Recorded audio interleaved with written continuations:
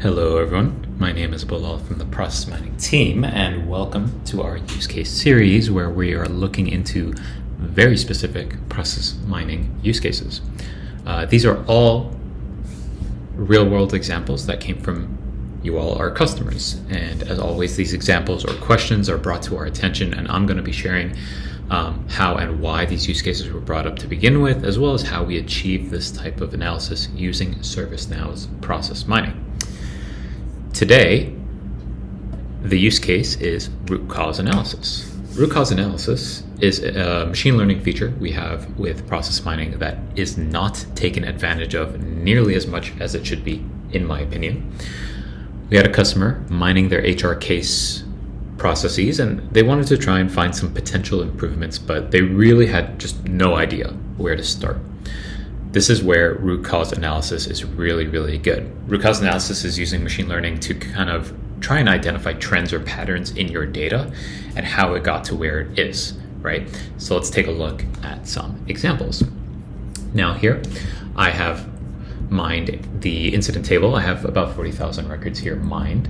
And let's say I have no idea where to start my analysis, right? For me, as the service desk owner or whoever, it's really easy for me to just, you know what, I'm going to pick something that I really don't like in my process, right? So for example, here's our standard process. It goes new, work in progress, maybe resolved and closed. That could be the ideal path. But I see a lot of my records are going into this awaiting caller state, right? That is something I don't like. And I want to know, why is this happening? Well, we have root cause analysis by clicking on this node. You see we have our drop downs here on the side, and we have this investigate section. And under investigate, if I scroll down, I can click on key contributors, right? And this is going to run root cause analysis, right? It's essentially going to identify all the trends and patterns leading to why things are moving into the awaiting caller state. If I go ahead and click on this, it's going to give me some information. Now, our leading influencers for things moving into the awaiting caller state are it looks like our services in general, right? So SharePoint, for example, anything that comes in with the SharePoint service is almost 23 times more likely than any other service. Now, this may make sense. This may make sense, right? In your process, maybe SharePoint requires some specific information from the user, which is why it moves into awaiting caller info, or maybe it doesn't, right? Maybe this is really, really an interesting finding and something that we can go in and start diving into, right? And that's what root cause analysis is really good for, right? Giving you a kind of a jumping off point into kind of investigating some things in your data. Again, even if you know nothing else and know nothing else about your data, you're able to kind of just pick something. Hey, I don't like awaiting caller info. I want to see why this is happening. And it gives you some information.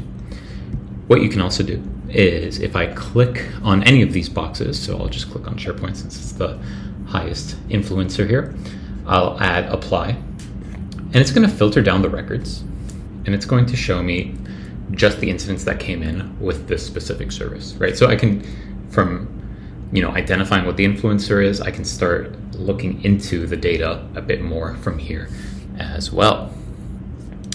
Now, let's look at this. Let's clear all filters, actually. Now, I chose a node here, right? Specifically, awaiting caller info that I wanted to look at.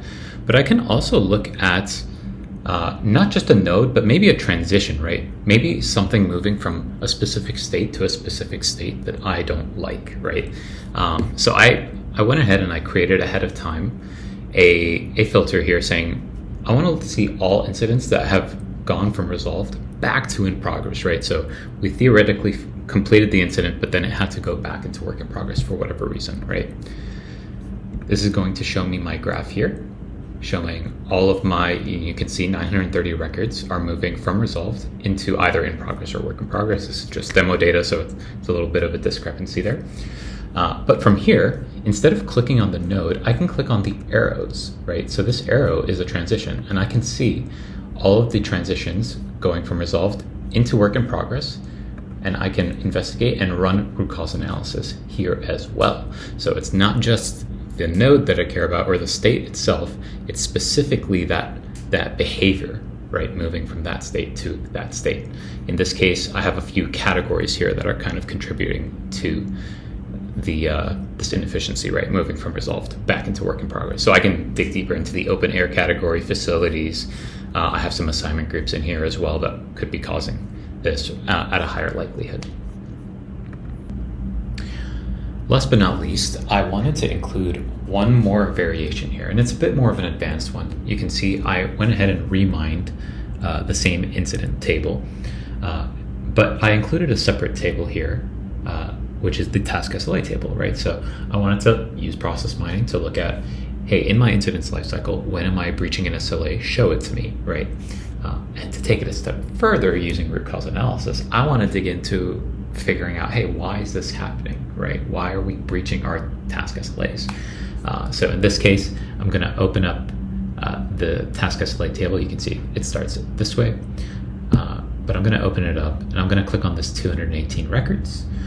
Similar to how we did it previously with the transitions, I want to see now the transition from the incident table to a breached task SLA. I'm going to hit investigate, and I'm going to hit key contributors just like before. Now in this case, we are seeing that leading influencers here happen to be the resolution codes, right? So it's telling me if the resolution code is resolved by request for whatever reason, almost 1,700 times more likely than any other resolution code to have had a breached SLA, right? 17 out of 18 of all of the records. From here, I can go in and start understanding in my process, right? Why is it that when I resolve things in this way, it happens to have breached already, right? And I can dig deeper and figure out what's going on in my incidents lifecycle from there.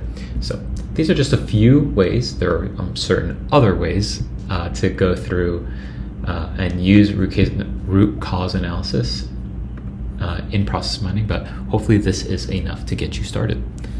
Thank you all for watching.